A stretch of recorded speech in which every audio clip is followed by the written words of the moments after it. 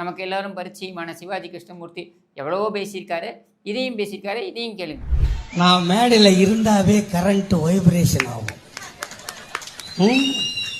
Matter பண்ணாதான் புள்ள பிறக்கும், இல்லை நான் பார்த்தாவே புள்ள பிறக்கும். அப்படி சிவாஜி கிருஷ்ணமூர்த்தி இங்கே கூட சொன்னாங்க, எப்போ போடுவான்னு.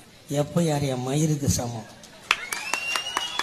என்ன பண்ணுவான் கேட்டிங்களா? எஃப்ஐஆர்லாம் என் மயிருக்கு சமானம். அதாவது நீ நடவடிக்கை சட்டப்படி எடுத்தாலும் அதை பற்றி நான் கவலைப்பட வேண்டிய அவசியம் இல்லை அப்படின்னு சொல்லக்கூடிய எண்ண ஓட்டம் தான் இது. அப்போது இவர்கள் சட்டத்திற்கு உட்பட மாட்டார்கள்.